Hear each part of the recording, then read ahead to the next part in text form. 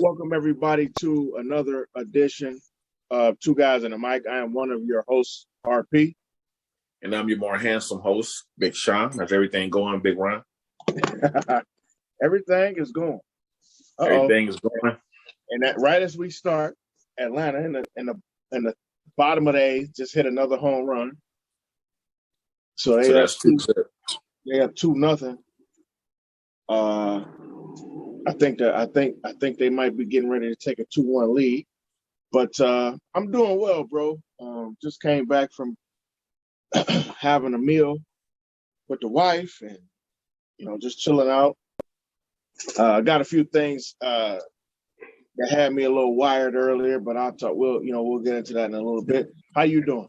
I'm doing well, man. I'm doing well. Just excited about this game Sunday. Still a week is always a big week, and this game carries a lot of, of importance for the Browns, being where we are division-wise in the standings and what's going on. So it's a big game, and I'm excited for it, looking forward to it. Yeah, I totally agree. Getting the opportunity to get into the I think I called it the meat last week. Getting into the meat of the season, getting into the AFC North.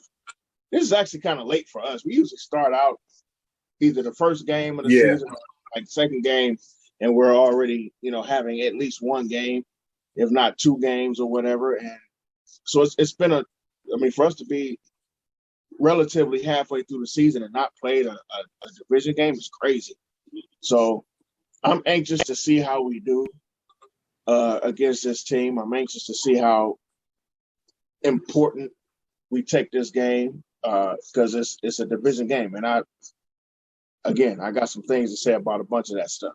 So other than that, everything good. Mom's good. Grandma's good. Yeah, everything's good on my end. I hope everything's good on your end as well. So far, so good, man. I can't complain at all. So let's cut to the chase, man. Let's go ahead and get into what is. It's weird because as you can see, I'm all Ohio Stated out. So we play. Ohio State plays Penn State this weekend. A pretty solid game within the Big Ten. Penn State is in the midst of Pennsylvania, in the hills. And then we turn around and we play Pittsburgh on Sunday. So it's like Ohio versus Pittsburgh all weekend. So it'll again, I'm pretty excited. I'm expecting to come out 2-0. That's my expectation. But that doesn't mean that the potential of coming out 2-0 doesn't come with some levels of trepidation. So we're going to start with the Browns like we normally do. I know most folks that follow us or that at least listen to us, they know I'm pretty much a note guy. I like my notes. I like to kind of follow a certain pattern in what I do because I don't want to forget things and I don't want to misspeak. I always like to have some good information. That's one of the things I like about having Sean on the show because Sean is real big about information as well. Today I'm off the cuff, man. See, I got my hat to the back. Kind of got a little scowl on my face. I'm a little bit turned up, man. And you would think I would just be only turned up about it being Steeler week. But I'm turned up about a few other things. So the meat and potatoes, man. The AFC North, the two bottom dwellers of the AFC North, the Cleveland Browns and the Pittsburgh Steelers are meeting on Sunday here in my hometown, the best location in the nation, in downtown Cleveland at First Energy Stadium. And honestly, it's a game that whether you look at it on paper or whether you look at it from the standpoint of the two teams as they are, the Browns are the better team. This is a game that we should come out with a victory, just looking at it from what has been presented in the first couple of weeks of the season and on paper. Am I right or am I wrong, Sean? No, you absolutely right. So on paper, the Browns should definitely win this game. Pittsburgh is on the decline, but still have a good coaching staff. Great coaching staff. Like me, I never, especially at this point in time in history, I never take a Steelers game for granted. I don't take divisional games for granted, period. Nope. At all. So I definitely don't take the Steelers lightly, no matter how bad they play, no matter who's at quarterback. Mason Rudolph, Duck Rogers, whatever his name was, or Big Ben. I take these games seriously because it's a rivalry and it's a division game. Now, Pittsburgh would like to tell you that it's not a rivalry anymore because of the way that they dominated us over the last 20 years. But the way that they play us, the way that Mike Tomlin coaches against us, and you can, in the way that he talks to his team, pre and post game, I've listened to what he said when they play the Browns. He's always like, this is a divisional game. It's a rival game. And they've always taken this game seriously, no matter what the fans say or whatever the national media says, in regards to rivalry. It's a rivalry game. Every game in the AFC North is a rivalry game, period, point blank. So can't take this game lightly at all. No, I mean, and glad you said it that way. I'm glad you said or brought up the coach. Mike Tomlin, if he coached for any other team, he would be one of my favorite coaches. But the fact that he coaches for Pittsburgh, I'm not going to even almost attempt to act like I like this dude. I hate him because he's a Pittsburgh Steelers coach. And I also hate him not just because he's a Pittsburgh Steelers coach, but he's a Pittsburgh Steelers coach that's actually pretty good at what he does. He has a full understanding of what should be happening in these games. Last year, one of my big rants, Sean, I don't know if you remember this in the specifics that I'm getting ready to go into, but last year, one of my big rants was something that Kevin Stefanski said about each game being a different game and, yada, yada, yada, they're another opponent. And he was talking about, at that time, he was talking about the Ravens. Oh, yeah, I remember that. And we got into it pretty bad that day, too. Man, I was so pissed off at that statement. Right. I was so agitated by that statement. So why am I agitated by that statement? Did you hear what this dude? And I know Sean has. I ain't talking about you. I mean, you, the proverbial you that are Cleveland Browns fans that think maybe I'm being too or going too far or being too hard. Did you hear what Mike Tomlin said? He said, man, I don't care who the quarterback is. We're preparing the exact same way. I know these guys know this stuff. I know these guys do these things this way. I know they got a great running game. They got a really good offensive line. We got to do this. He talked on a level of absolute respect. He didn't talk like, oh, this is just another game, because he understands that to get to the playoffs and to have a decent seeding in the playoffs and even to play well in the playoffs, whether you're on the road or at home, you probably going to see one of these teams. One of the four of these teams is going to the playoffs, right? And you probably are going to see one of the four of these teams that are in the AFC North.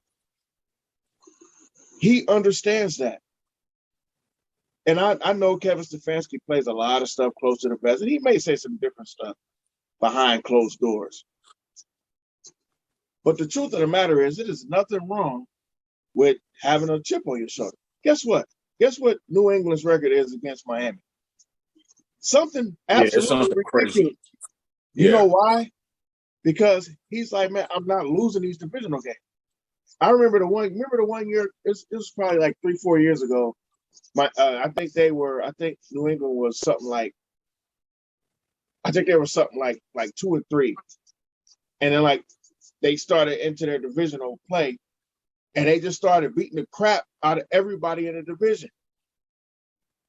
It didn't matter what they was doing against the other guys. We're not losing to y'all.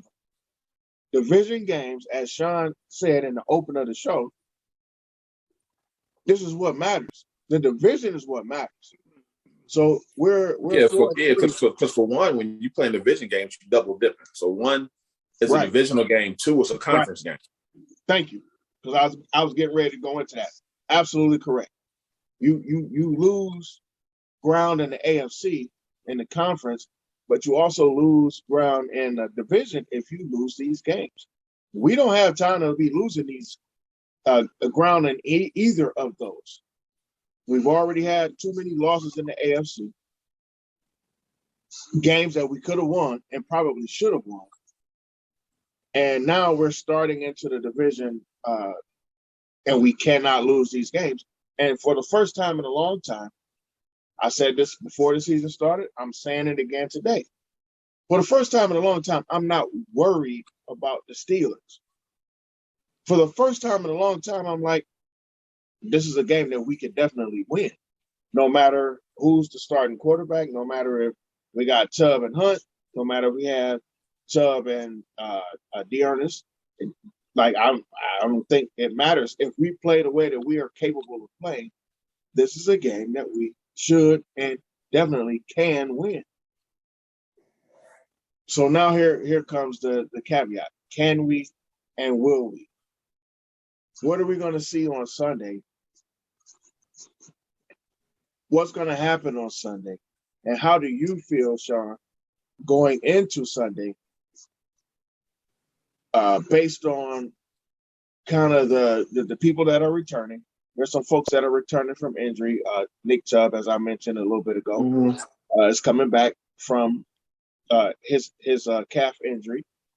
We have supposedly, I think he was still listed questionable when I looked a little bit earlier, but from what I understand, he should play. OBJ should play on Sunday, and so should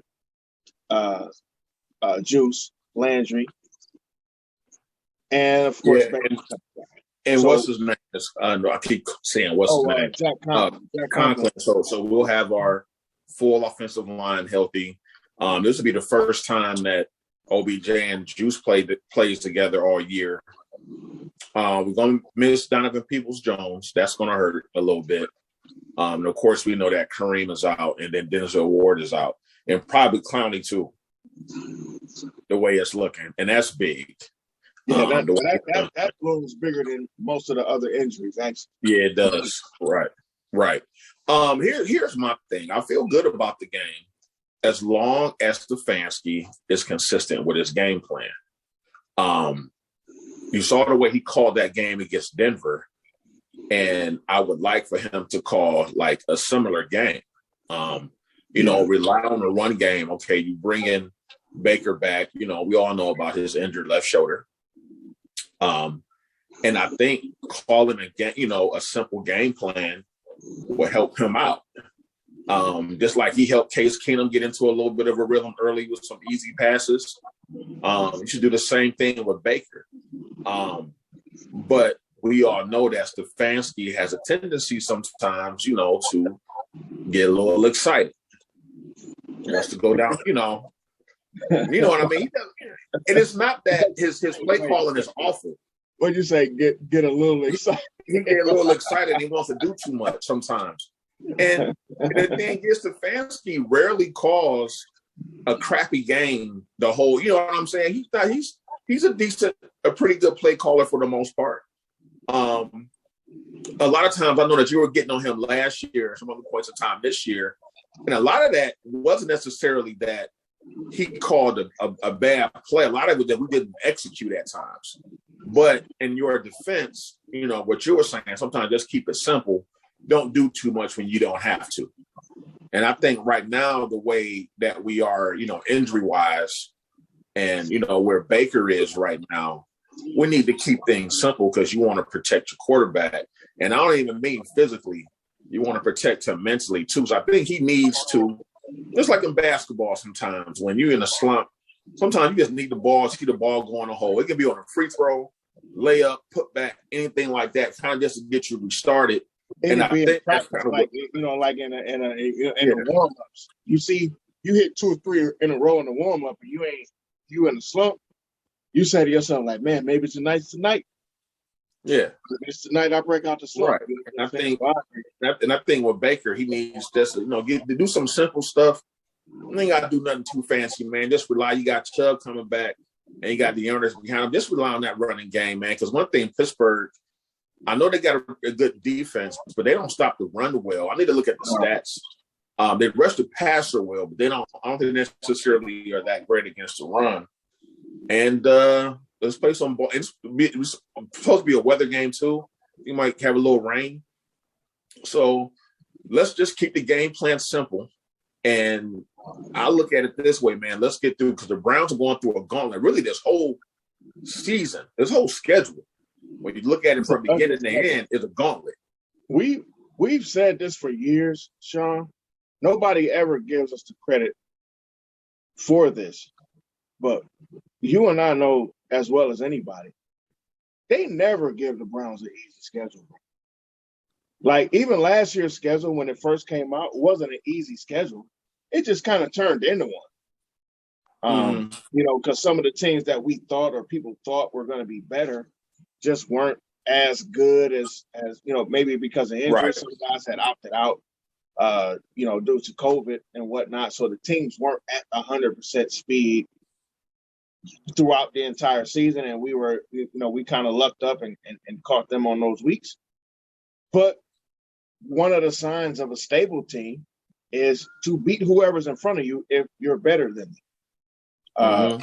And that was where we were last year. This year, we're in this climb trying to come out of the middle of the road. But the truth of the matter is, at 4-3, guess what? We're right at the middle of the road.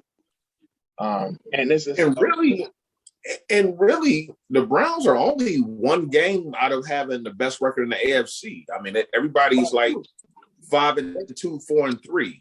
Absolutely. You know, so that makes this game like even bigger. And my mindset is, let's keep things simple as we start to get healthier. Let's get through one game at a time, man. You know what I'm saying? Because you got big game after big game. Well, they got to take it one game at a time. However, you also have to understand, going back to what you said at the top of the show, bro, the next 2 games are in the division. Actually, 3 out of the next 4 games are within the division. Actually, 4 out of the next 5 games are in the division. Like, we have to play ball. We got to play ball. Like, we got to be centered, and we got to be focused, and we have to be prepared. We can't be figuring out what's happening. And one of Stefanski's favorite quotes is, "Oh, you know, we'll go back and look at the tape and figure it out." We're past that at this point, man. You got to know what's happening, and you can't keep taking these losses, and we can't keep taking these games, you know, lightly. At some point, we got to put some pressure on ourselves and see, you know, as we all know that old adage, man, pressure cooks a ham. So what you going to do? Yeah, and I don't think the Browns are going to come out lightly at all. I don't think they're going to take this game from. The other thing, you know, as hard as I am on folks, and I don't really think I'm hard on folks. I think I'm just honest. I'm as I said a couple weeks ago, I'm done with the excuses. I ain't making excuses for nobody, because I want the team to start to play with that mentality of no excuses. Everybody's hurt.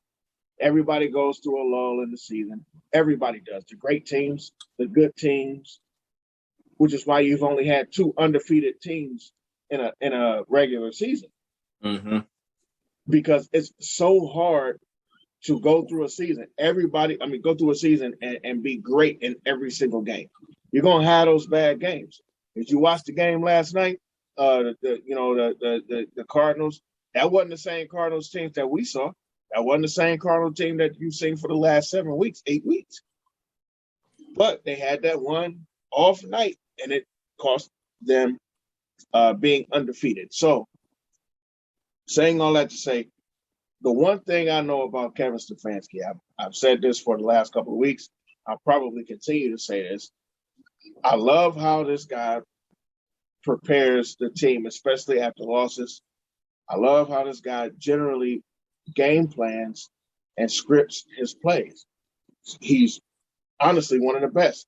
Generally, when we come out in the scripted play mode, the first 15 to 20 plays of a game, man, we usually take the ball up and down the field. It's the middle parts towards the end parts of the game that I always question, because there's always things in there that I'm questioning. You know, sometimes going for it on the fourth down instead of taking the field goal. Little things like that, that goes less into game play scripting and goes more into game management. I'm not 100% sure about his game management skills, and that's okay. I mean, that's fine. Nobody's perfect, right?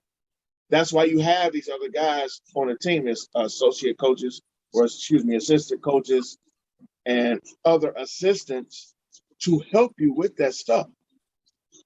Sean noted a couple weeks ago or last week that he finally started to look a little more flexible, and he bent a little bit last week, I believe, in the Broncos game.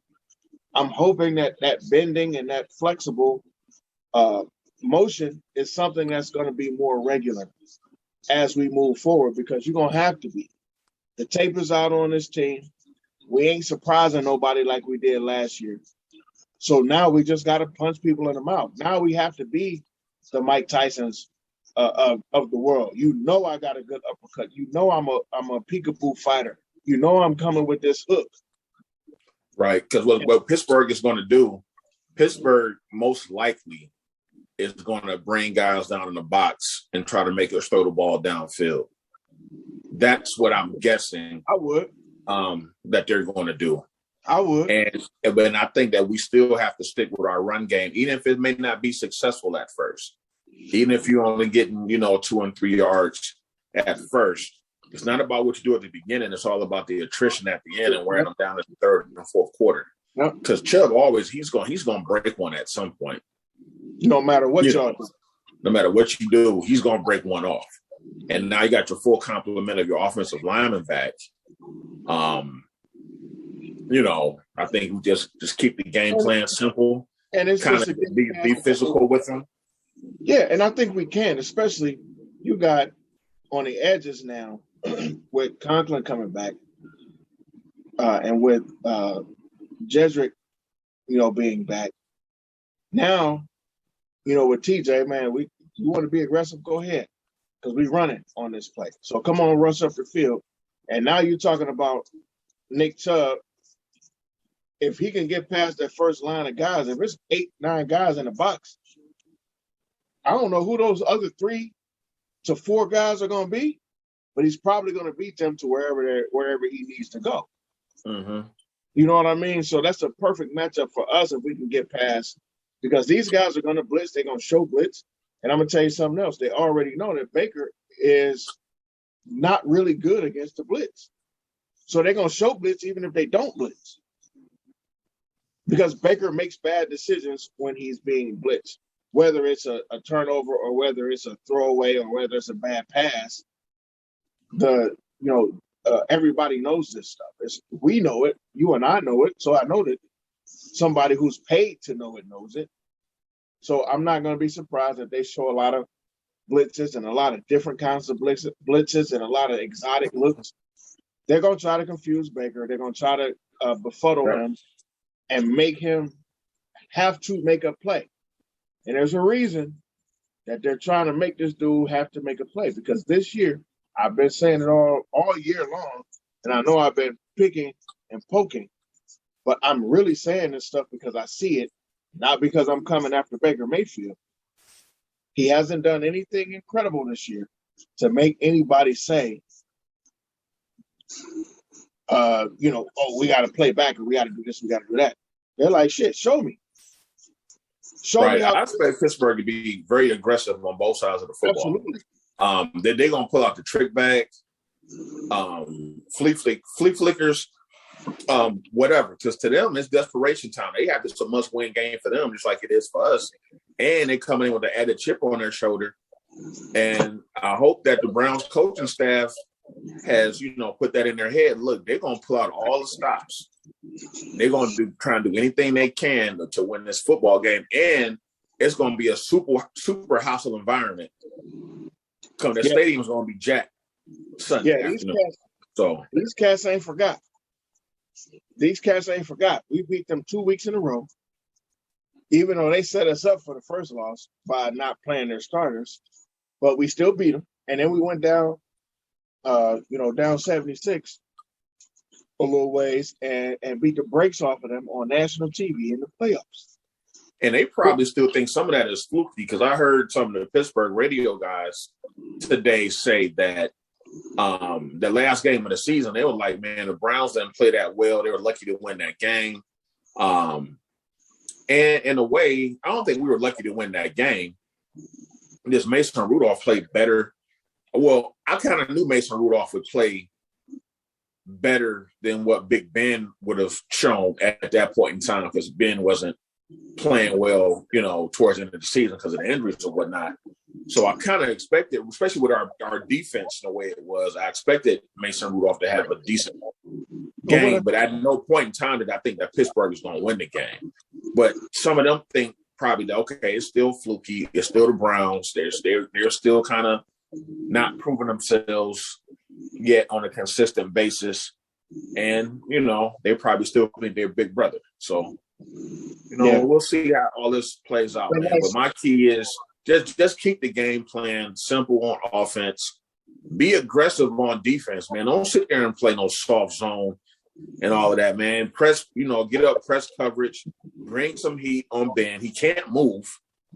You know what I'm saying? Big Ben is not the same guy. He can't shake off those tackles like he used to. And he's going to give you some opportunity. He's going to throw some horrible passes at some point in the game for interceptions, and you have to take advantage of those, when those opportunities arise. So I want to see – I know they're going to be aggressive. I want us to be aggressive as well,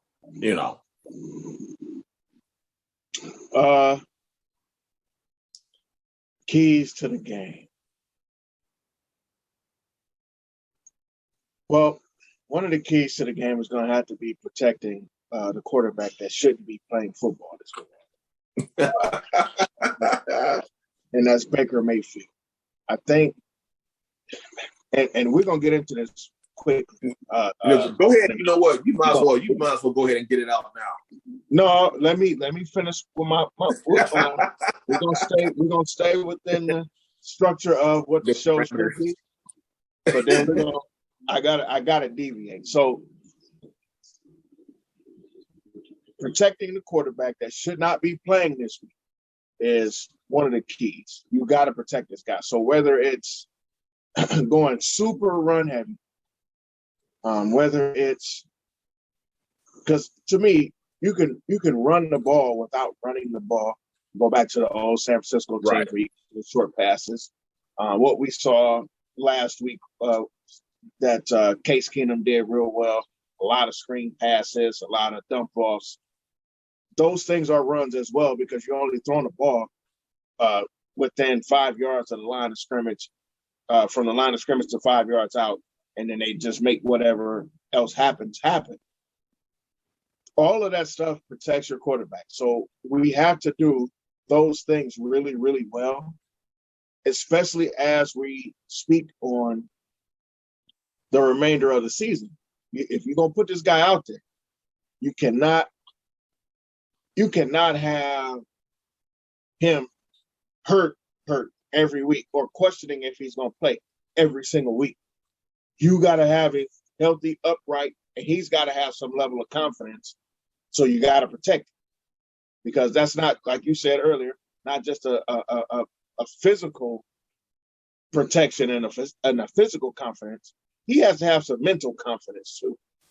You know what I mean? He has to feel like, man, y'all ain't getting to me because my guys got me, or my coach and our game planning has me, and I'm going to make sure that we do all of the things correctly. So that's number one. You got to protect this dude. Secondly, we got to run the football and run the football and run the football. For the last 2 years, if there's one thing I've said on this show, if there's one thing I've said on Facebook, if there's one thing I've said in bars, if there's one thing I've said on the streets of Cleveland, it's that we should run the football in any and every opportunity that we get. Run the ball. It's what we do best.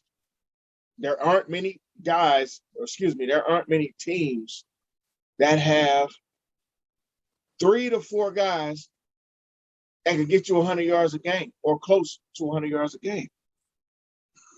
So, again, this goes right back into protecting your quarterback. We have 2 guys that are capable of getting solid numbers. We already know about Nick Chubb. He's one of the best backs in the league. It's probably only two, maybe 3 that you can consider better than him. I think Chubb is the best back in the league. I think so too. But if somebody else brings up other guys, I'm not going to argue as long as they're the right guys. If you're telling me, people, the consensus would be Derrick Henry. I mean, Derrick Henry get 40 carries. I said Travis Henry. I meant Derrick Henry. For y'all who don't know, Travis Henry was like half the size of Derrick Henry, and he used to play for the Browns. But Derrick Henry, I'll give Zeke when Zeke is on. Zeke is a monster. He hasn't played that way recently, and I would argue with guys that think in this moment, but Zeke has had more years behind him than Chubb. So I would give, but again, you got to bring up the right guy. You can't just throw out a name because Chubb plays for the Browns and say, "Oh no, he's better." No, he's not. So we have 2 guys that will show up on Sunday that will be in that backfield that, if they can stay healthy, are capable of running for 100 yards apiece, are capable of catching out of the backfield, and are capable of causing problems to the Pittsburgh defense. So that's my second thing. We got to run the ball. We got to think run heavy. And defensively, there is no juju. So you really have a situation where you don't have that guy going over the top of you that's really going to take your complete top off.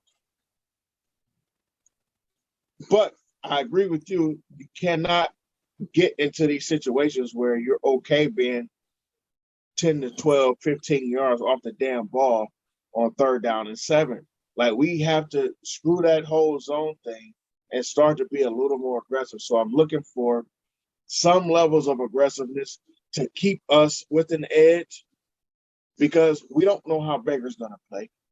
So you can't just turn that thing over to the offense and say, "Oh, yeah, the offense will do this for us."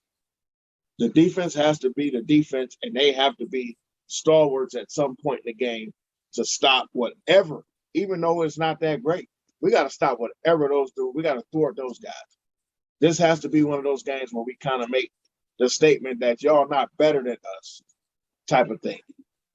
And that needs to be something that's permeating through the coaching staff into the players, man. Like, guys got to be sick of being sunned or being talked down to. I know we all heard what Juju said last year, and they showed up. They played well. But here we are again. You think it's over with? You think now that happened, that now they quit? No, we got to keep showing them. We got to keep doing it. So those are my 3 specific keys to the game. I don't score-wise. I think we walk out of there with a relatively close 24-17 win. I'm gonna go Browns 27, Steelers 13. Similar. That's what I'm going with. Yeah. Similar. Same thought process. I don't think – I mean, I think it'll be points of the game where it gets a little close and it feels a little closer than it might actually be on the scoreboard. But if we do what we should do, well, I mean, hell, we could have scored 24 to 27 points last week. And one thing Baker is going to have to do, if the play is not there, just take the sack. Don't try to do too much. What the problem, against Arizona was he was trying to do too much, scramble around in the pocket, trying to make a play and they get hit from behind and fumbling the football. And that's one thing we can't afford to do is turn the ball over. So if you don't see it there, either get rid of the ball, throw it away, or just tuck it and then just take the sack and live to see another day. I think that's one of the most underrated things in football is a quarterback just simply sometimes taking a sack. I know people hate it because you lose yardage, it kills momentum or whatnot. And take a sack like I'm just going to lay down. Like I'm just going to slide down and take this sack and not take the actual hit. Like I'm not going to take that physical hit. Yeah. What the Tressel used to say, like the most important play in football is the punt. It's the punt. Sometimes it's better, just especially if you're – because I think our defense is going to play pretty well against Pittsburgh. I don't think Pittsburgh is going to be going up and down the field at will against us. So in that case, if your defense is holding you in the game, the offense don't do anything to put them in, give them good field position with turnovers or anything like that. So just take the sack, throw the ball away, punt the football if necessary. We got to help the defense. If the defense is playing like we consider the defense can play, because again, Pittsburgh isn't a juggernaut offensively anymore, and the juggernaut matchup that you would see on paper is Roethlisberger to Smith-Schuster. That's not happening on Sunday. So, and that's what I was, trying to get to a little bit ago. That ain't happening. So guess what? Here's a prime time, Joe Woods, to utilize pressure. I know that in other games, he has decided this is a game where we can use a little pressure, or this is a moment that we can use a little pressure, or this team doesn't pose a threat that that other teams pose, so I'm going to take this chance now. I think this is one of those games where this team doesn't pose the pressure that they've posed in the past. I think their biggest threat is probably, tight end. So Ebron is out too. Well, shoot, I didn't know that Ebron was out. So now, guess he's what? Not playing Sunday. So guess what? You need to treat this offense like you treated Denver's offense. You need to treat this offense like you treated the Bears' offense. Start sending guys, because we can't keep waiting around and keeping teams in the games. And especially if Clown doesn't play, you're going to have to create pressure from that other side somehow. Right. You're going to have to. They're saying Pat McKinley may not play either. And not to and that's awful. But not to mention, you don't have your number one cover guy.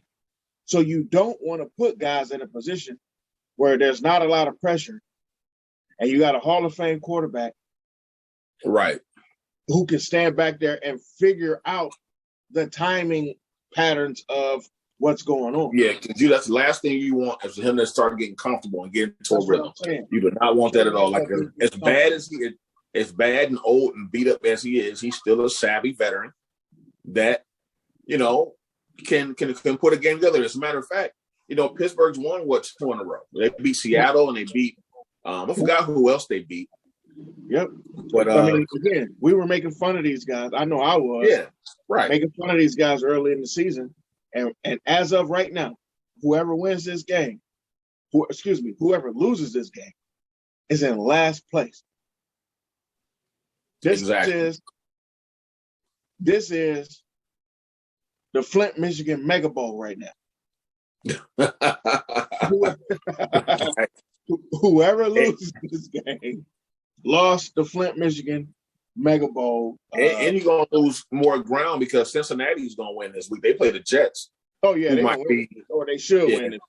They should win this week. They're going to be – if Cincinnati loses to the Jets, then they are fraud. It's very possible. Listen, it happens every week where somebody loses a game that they shouldn't lose. I know. I'm not suggesting that these guys are going to lose. I think that the Bengals will probably beat the entire brakes off of the Jets. However, because they get checks too, I'm gonna say we'll see. We'll see how that Well, works you're out. right. But they just traded back for Joe Flacco because what's his name is hurt. What's their quarterback's name? Zach Wilson? He's out for a while. And whoever that backup, I forget who the backup is. Mike White. He's awful. When they said it, first of all, I thought it was the old mayor for Cleveland. That was the first problem I had. And then when I looked him up, I realized I really don't know who this guy is. Like, it wasn't like you said Colt McCoy or you said, right. Jameis Winston when he was behind, Breeze. Right. I don't know who this guy is. I didn't know who he was. So if this is because they ain't starting Flacco. They ain't trade Flacco this week to start Flacco. They traded for him because he does kind of know the offense, and it gives them a security blanket, somebody who can figure it out if he has to. So they're going to start this kid. So, yeah, I mean, I agree with you. I think that the Bengals are probably going to beat the brakes off these guys. But you're right. It's the NFL. Any given Sunday. All those guys are going to be feasting, or that's the thought process. But you just never know. So I'm trying to be fair. Now, to your point, last week I was listening to some pregame radio. One of the national guys was talking about how he's talking about the Carolina Giants game. So the Giants got all these people out. Saquon's out. Sterling Shepard's out. Daniel Jones will be running for his life. And he said this is a game where Carolina should be able to get it together and blow the Giants out. And next thing you know, the Giants are up 25-3 in the third quarter. It didn't happen.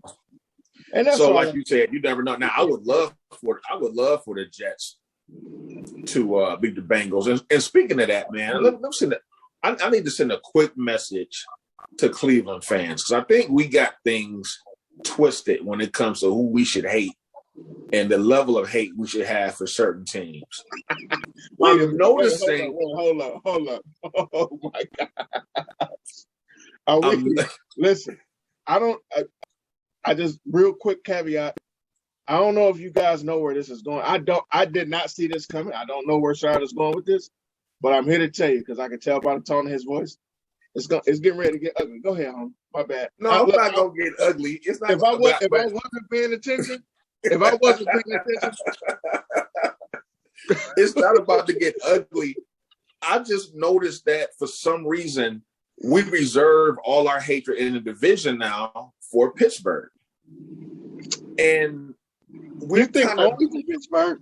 Yes, I'm noticing it's not as much vitriol for Cincinnati and Baltimore. And I need more of it. Classic example, when we had the draft this year right here in Cleveland. Okay. When Pittsburgh was on the clock, it was boos nonstop. And it was beautiful. And I expected we're going to give Cincinnati and Baltimore the same business, and we didn't. There were no boos when they were on the clock. I need equal vitriol for every bum in the AFC North. For some reason, people aren't we get a little bit more for Baltimore than we do Cincinnati, but Cincinnati is like kind of getting the pass nowadays. Oh, no. Listen, and I can't disagree with what I'm saying. I can't disagree with the whole of what you're saying. I don't know that that's something that people are doing. I know where you and I come from. I know how we get down. Right. I know what our thought process is. We hate them all. Like, listen, if it wasn't for a shame, if the Tennessee Titans hadn't changed their name 20-something years ago, or almost 15, 20 years ago, they haven't changed their name, I still hate them because they were the Oilers back in the day, for young folks that don't know. Look, I still got a little bit of hate for Jacksonville because remember, when Jacksonville first came to the league, they were in our division too. Yeah, that's when we had that stupid 6-team division. Yeah. And it was all screwed up. I hate it. They used to beat our ass too. They used to beat the shit out of us. Every time. But here's my thing, but watch. If the Browns beat Pittsburgh on Sunday, right? All over social media, everybody's gonna be making fun of Pittsburgh, memes, putting up the score.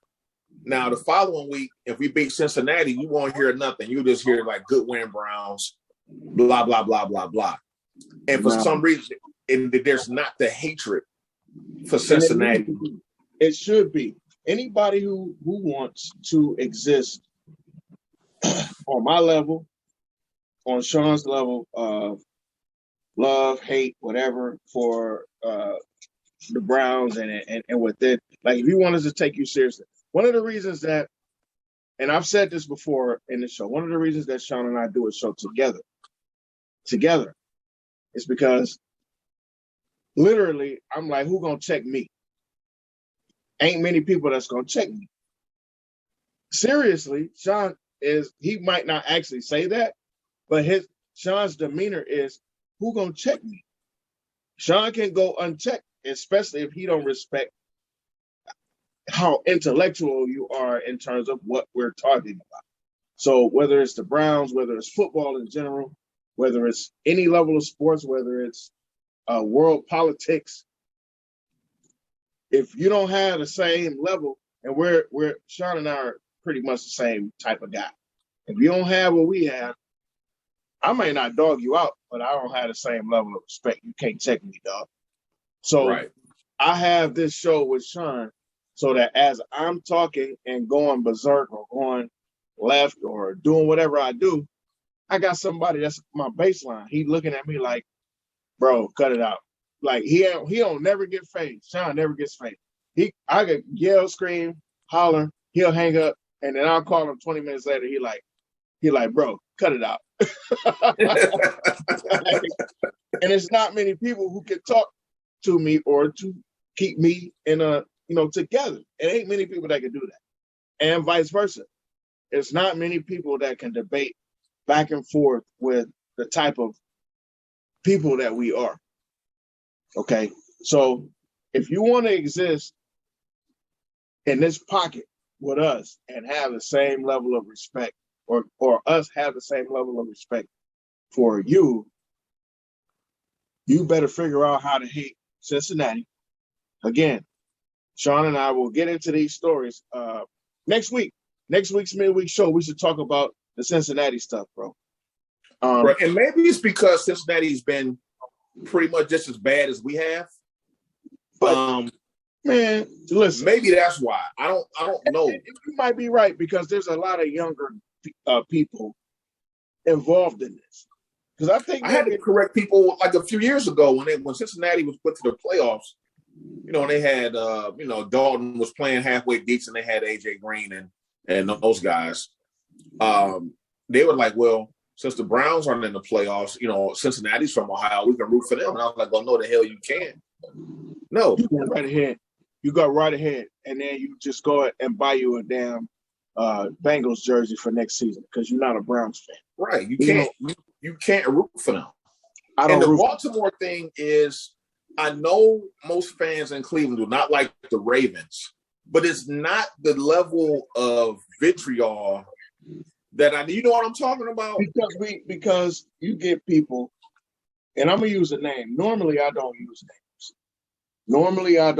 names. When I talk about other platforms or other people on other platforms, especially locally. But I got this beef with a few of the local show contributors, and there's a few of them I can't stand. Goldhammer is one of them. But this other guy, Anthony Lima, he's one of these guys that's like, but that's like, they were talking about this at one point, the hatred that the older Cleveland fans have. And I'm only saying older. They didn't say older. I'm saying older. Right. That the older Cleveland Browns fans have for the Ravens was based in hatred for Modell. My thing was, what the hell else should it be based in? Yeah, exactly. Like, that was the seed. And then you got the audacity to not just take my team and move my team, and now the team is a whole nother team, but these some bitches is really, really good, and they come here every year and kick the shit out of us. So, yeah, I got this hatred towards them. And they won some championships. Hatred towards them. And they've been to 2 Super Bowls, and they won both Super Bowls. I hate it. I absolutely hate it. So to listen to some young punk try to tell me that, A, I'm old, number one, and I'm old, that's fine. But your start for this argument is that I'm old. I'm ready to punch you in the face already. Secondly, Yeah. you don't have the I don't want to say the manhood because we live in such a soft time. Like certain stuff you just can't say and try to force on other people. You don't have the courage, I'll say that, to be angry with people who ain't angry with you. Sean, Right. would you please tell these people who might listen to this show what I did in Baltimore as we were winning that game about 3 years ago?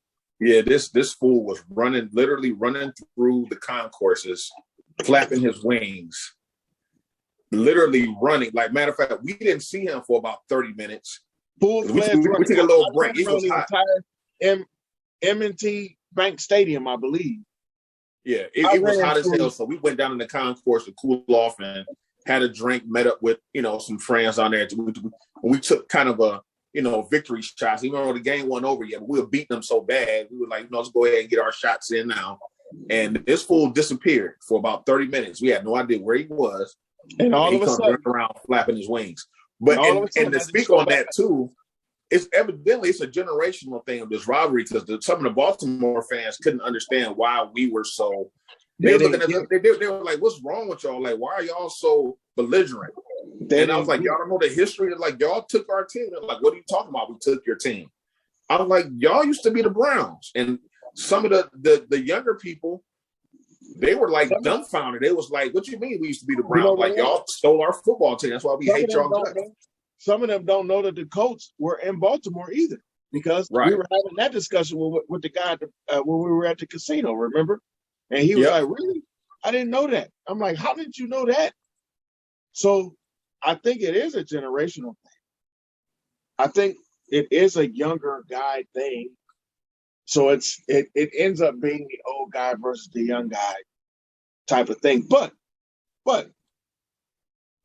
all of these guys ain't young guys, and it's not always a young guy versus old guy thing.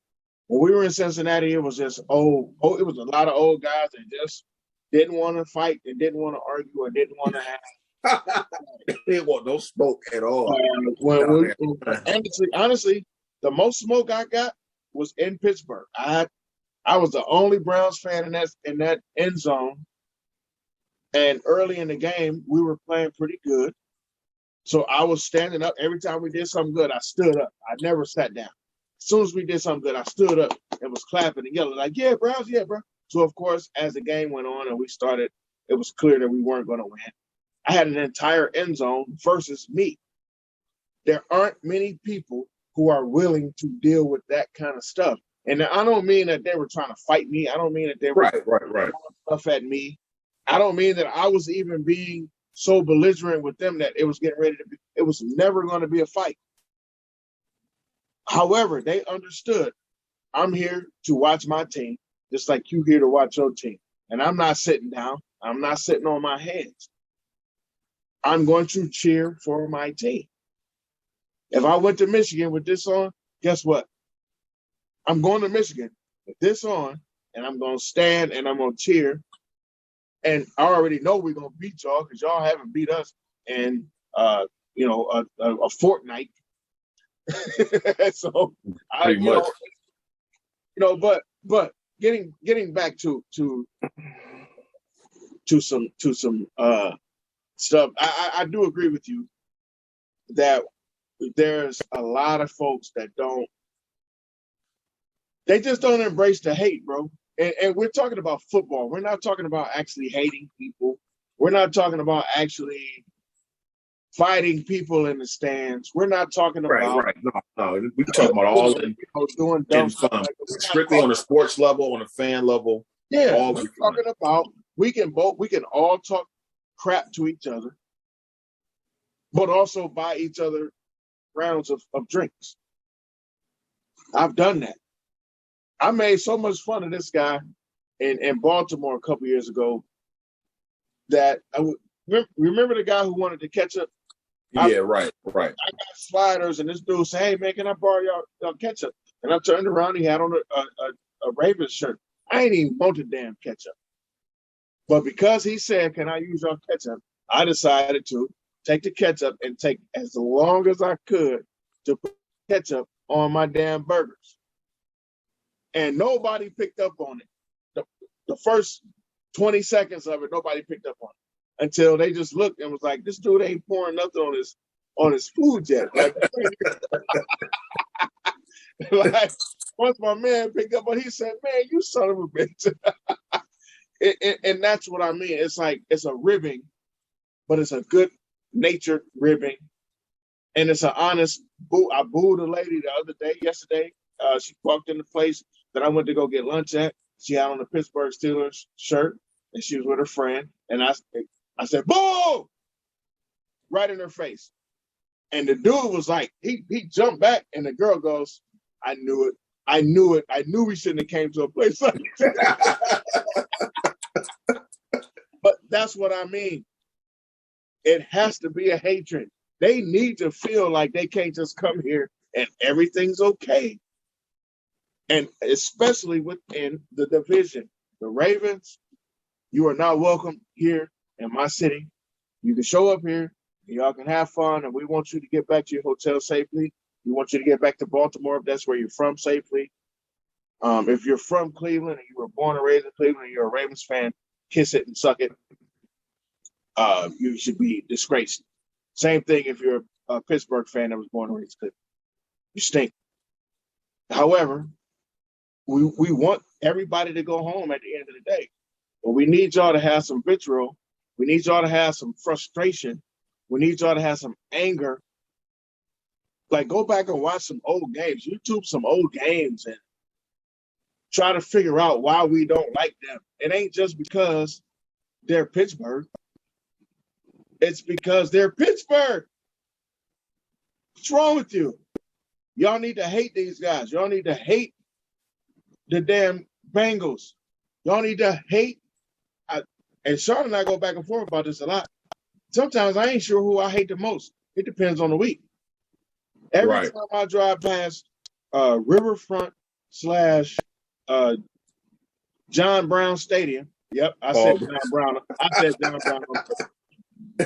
Every time I ride past that dumbass stadium, I want to throw up. And by the way, look, the Bengal Stadium is a dump. It is a complete dump, and I'm not just saying that because I don't like them. No, it is. That stadium is a piece of shit. That joint is a dump, man. A dump and a half. Now, Baltimore Stadium, I'll give you credit. Besides all that ugly ass purple, it's a nice, comfortable stadium for an outdoor stadium. Their layout, their setup is decent. It was better than ours. Yeah, you know. Our stadium is not a complete dump, but our stadium is a 21-year-old kind of getting ready to be a dump. I hate the layout. The logistics of it is awful. And you realize now that when you look back on that, it was rushed, but that's another story.